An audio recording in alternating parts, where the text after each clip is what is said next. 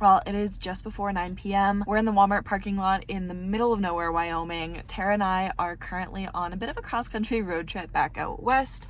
And while Walmart is definitely not the first place that I would usually choose to sleep, it's a spot that I know is going to be safe, that has a bathroom, that has some of the things I'm going to go pop into the store for tonight so we can safely sleep in a parking lot when it's 21 degrees outside. It's definitely not ideal, but we're going to make it work and we're going to try to have fun while we do it.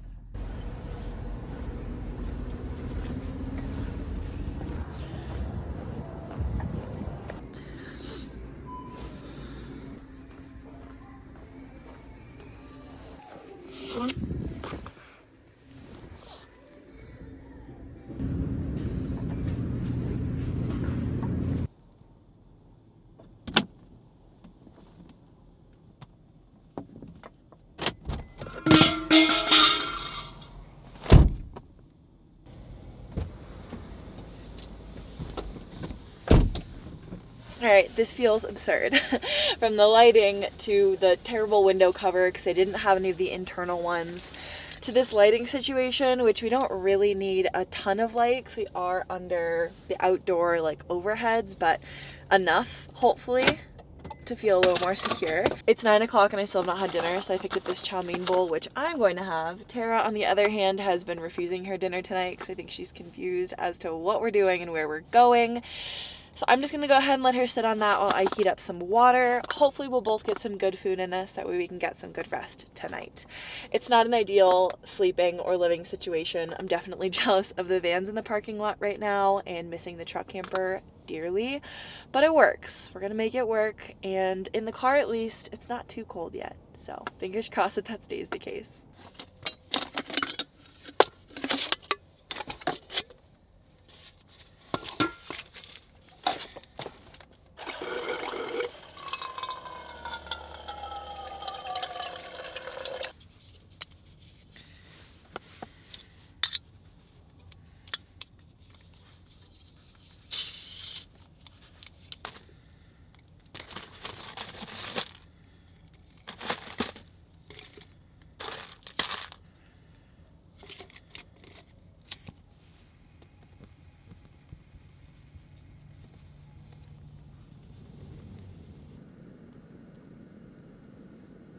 I hope this goes without saying, but this is one of those entertainment purposes only segments where I'm not suggesting that any of you guys do what I'm doing. It's just the most efficient way for me to make something that I apparently should have had in the microwave, but obviously don't have that as an option.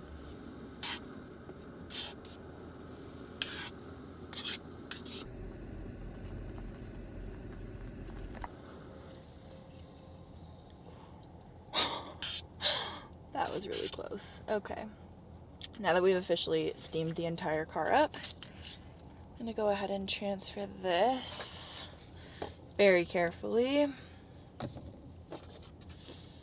back into our little basin. This is mildly terrifying to do on the car center console, but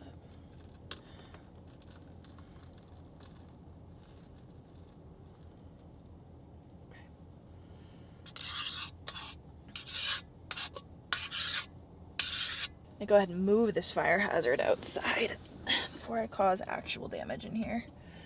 Unlock the car first.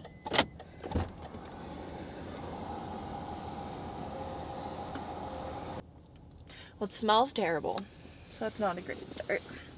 Let's go ahead and try it.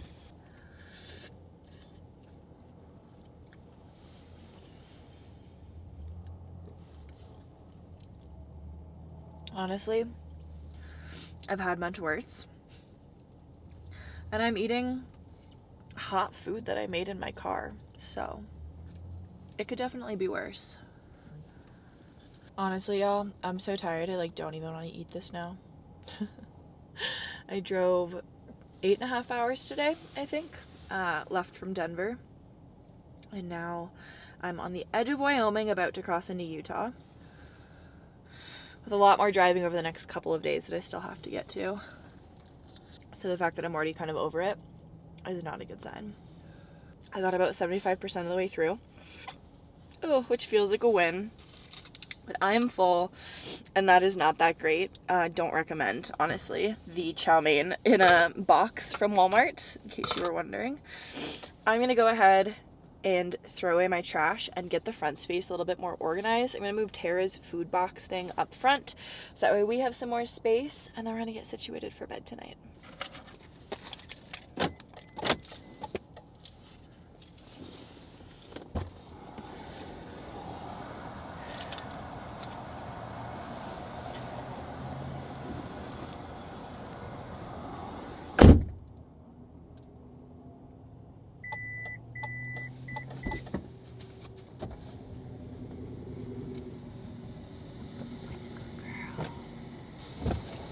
Good stay. Good stay. Good stay. Okay, back, back, back. Good girl. Platform. Forward. Pillow. Out. Blanket for you. Sleeping bag for me. I know, how inconvenient. There we go. Okay. Let's grab some extra socks. Okay.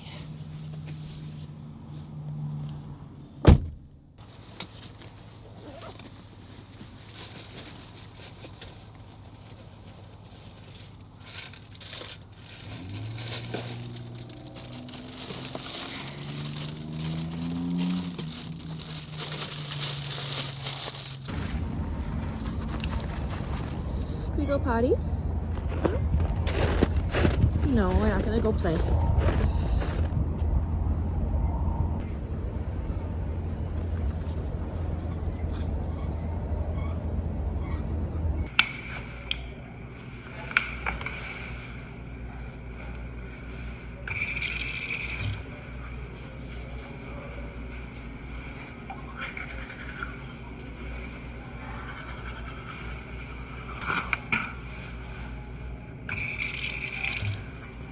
And now, like I'm sure you could probably infer, if I have to go to the bathroom at night, I have to hold it. Obviously, it would be great in situations like these to have a toilet. It's not realistic in a Subaru. And so I just try to deal with it as best as I can. But it's also why we don't usually stay in parking lots, because it's definitely a lot harder to do when you're in a car than when we had rigs in the past. How you doing, Peanut? Are you comfy? You can come over. No?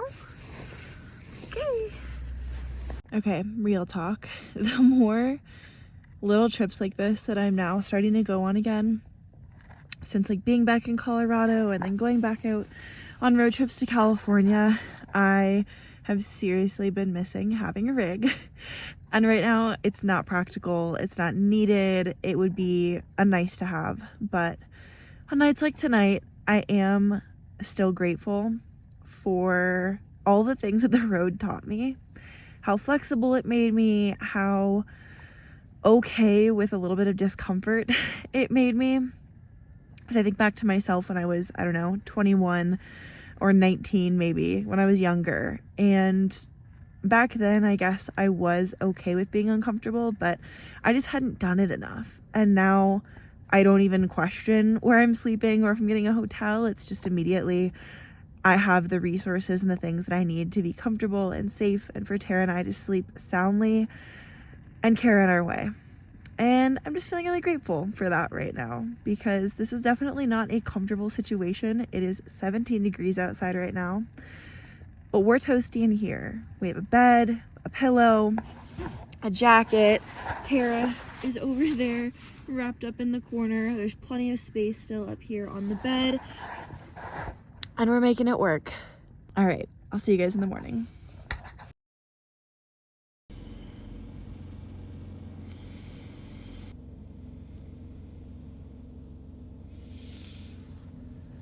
Good morning, everyone.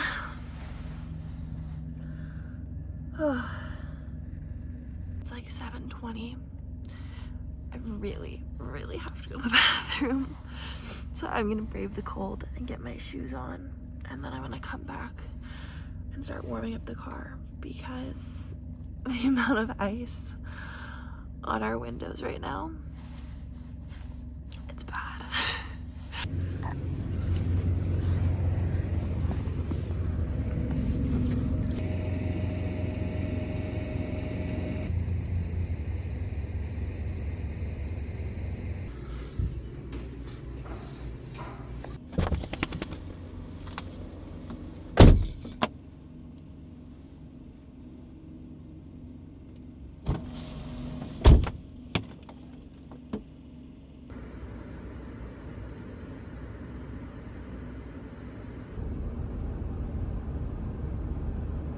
So growing up in California, now living in Denver, two arguably pretty mild places, especially compared to other areas in the state or in the US, I know that I'm not that hardy of a person, but it is especially reinforced when I go to little towns like this and it's 7:28 in the morning, right before school time, and you have a little girl with her mom probably grabbing cookies for her teacher before school or something, it looks like, in a tiny little t-shirt dress and some Ugg boots, and I'm dressed like this. She's way hardier than I am. This time of morning in the car is probably my least favorite, not just because it's cold, that part I'm actually okay with, because it's not as cold now as it was overnight, but getting all this ice off of the windows really sucks. The way that it melts is not very convenient, and that's the biggest reason why a lot of folks are saying get window covers, which I will be doing. I just have not gotten to it yet. For a while there, I wasn't sure if I was going to end up getting another rig or if the car was going to be like our longer term home on wheels when we needed it.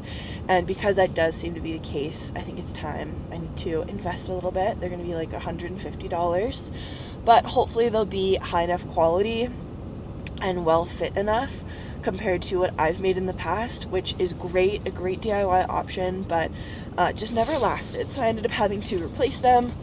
They would always fall down, like, just not great. I slept great, guys, I promise. So I'm excited to get those because hopefully it will help alleviate this issue, which is pretty obnoxious.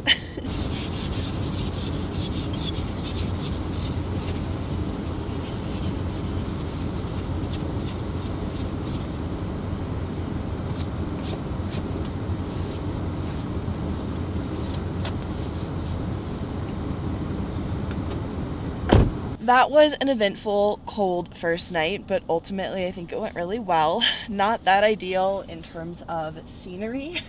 This truck obviously had nowhere better to park than directly in front of me, but I'd say all in, for parking next to a bunch of semis that ran all night in sub-freezing conditions, 19 degrees, Tara and I did really well. I don't have a heater with us this trip.